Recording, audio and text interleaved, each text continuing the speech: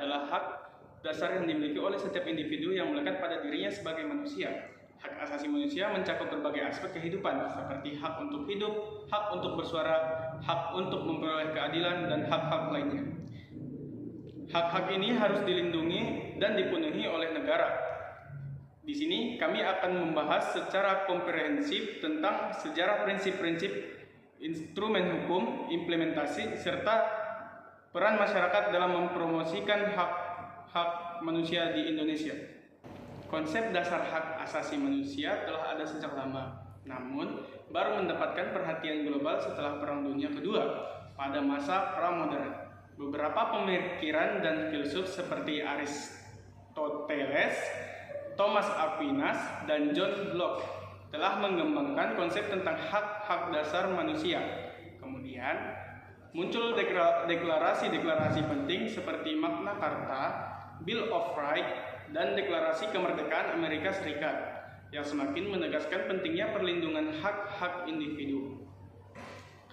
Setelah Perang Dunia Kedua, terjadi upaya-upaya global untuk menegakkan hak asasi manusia melalui pembentukan Perserikatan Bangsa-Bangsa atau PBB pada tahun 1945 dan adopsi Deklarasi Universal Hak Asasi Manusia pada tahun 1948. Sejak saat itu, banyak instrumen hukum hak asasi manusia lainnya yang dikembangkan untuk memperkuat perlindungan dan pemenuhan hak-hak dasar manusia di seluruh dunia. Prinsip-prinsip dasar hak asasi manusia. Hak asasi manusia didasarkan pada beberapa prinsip dasar yang harus dijunjung tinggi, yaitu 1. Keuniversalan. Hak asasi manusia berlaku universal, artinya setiap orang di dunia berhak atas hak-hak tersebut tanpa pengecualian. Kedua, ketergantungan dan keterkaitan hak-hak asasi manusia saling terkait dan tidak dapat dipisahkan satu sama lain. Pemenuhan satu hak asasi manusia mempengaruhi pemenuhan hak-hak lainnya. Ketiga, hak dapat dicabut. Hak asasi manusia adalah hak yang melekat pada setiap manusia dan tidak dapat dicabut atau dihilangkan oleh siapapun. 4. Non-diskriminasi. Semua orang memiliki hak-hak yang sama tanpa ada diskriminasi berdasarkan ras, warna kulit, jenis kelamin, bahasa, agama, politik, atau status sosial. Deklarasi Universal Asasi Manusia. Deklarasi Universal Asasi Manusia merupakan salah satu tonggak penting dalam sejarah menegakkan hak asasi manusia. Diadopsi oleh Majelis Umum Perserikatan Bangsa-Bangsa pada tahun 1948. Tuhan menegaskan hak-hak dasar yang harus dimiliki oleh setiap manusia, seperti hak hidup, kebiasaan, keamanan pribadi bersama di hadapan hukum, dan hak untuk memperoleh pekerjaan serta pendidikan yang layak.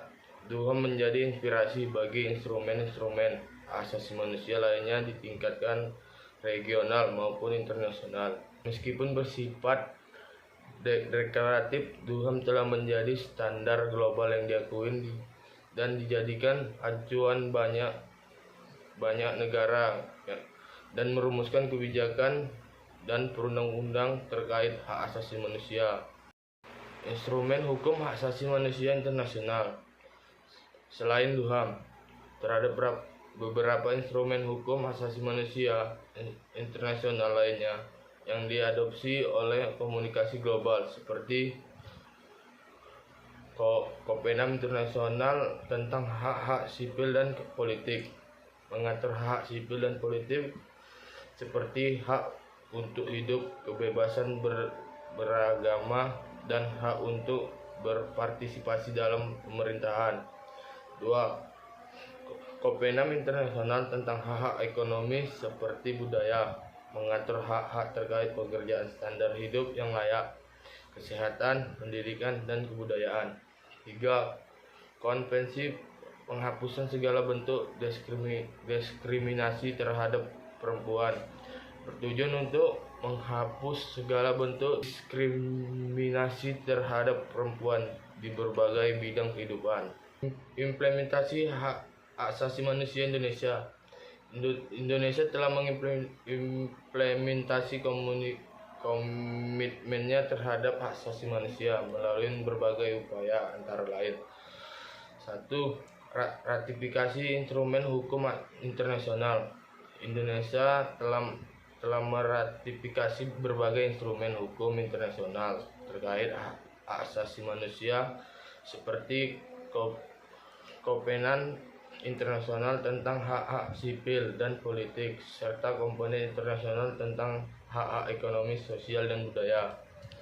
2. Pembentukan lembaga penegakan hak asasi manusia. Pemerintah Indonesia mendirikan Komisi Nasional Hak Asasi Manusia sebagai lembaga independen yang bertugas memantau dan menyelesaikan kasus-kasus pelanggaran hak asasi manusia.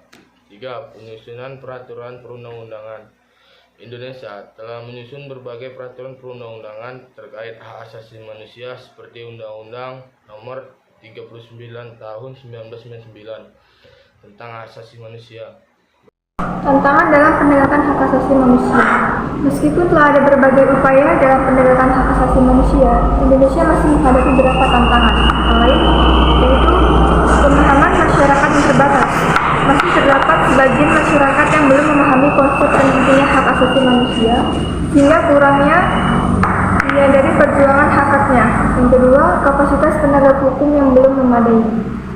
Aparat penegak hukum, baik di tingkat pusat maupun daerah, terkadang masih belum memiliki kapasitas yang memadai dalam menangani kasus-kasus pelanggaran hak asasi manusia. Yang ketiga, kurangnya koordinasi antar lembaga. Masih terdapat hambatan koordinasi antar lembaga pemerintah, lembaga penegak hukum, dan lembaga swadaya masyarakat dalam upaya penegakan hak asasi manusia. Yang keempat, yaitu peran masyarakat dalam mempromosikan hak asasi manusia. Masyarakat memiliki peran penting dalam mempromosikan dan menegakkan hak asasi manusia, yaitu pendidikan, menjadi agen perubahan dengan meningkatkan pemahaman masyarakat tentang hak asasi manusia melalui kegiatan edukasi dan sosialisasi. Yang kedua, yaitu advokasi. Melakukan advokasi dan pembelaan terhadap individu atau kelompok yang mengalami pelanggaran hak asasi manusia. Yang ketiga, yaitu pemantauan.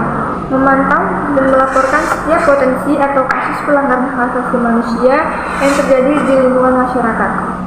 Yang keempat, yaitu kolaborasi. Berkolaborasi dengan pemerintah dan lembaga terkait untuk mendorong penegakan hak asasi manusia yang lebih efektif. Kesimpulan dan rekomendasi. Hak asasi manusia adalah konsep yang sangat penting dalam menjamin harkat dan martabat setiap manusia. Upaya penegakan dan perlindungan hak asasi manusia di Indonesia telah dilakukan melalui berbagai langkah seperti ratifikasi instrumen hukum internasional, pembentukan lembaga penegak hukum, dan penyusunan peraturan perundang-undangan. Namun, masih terdapat beberapa tantangan yang harus dihadapi, seperti pemahaman masyarakat yang terbatas, kapasitas penegak hukum yang belum memadai, dan kurangnya koordinasi antar lembaga terkait untuk memperkuat penegakan hak asasi manusia di Indonesia.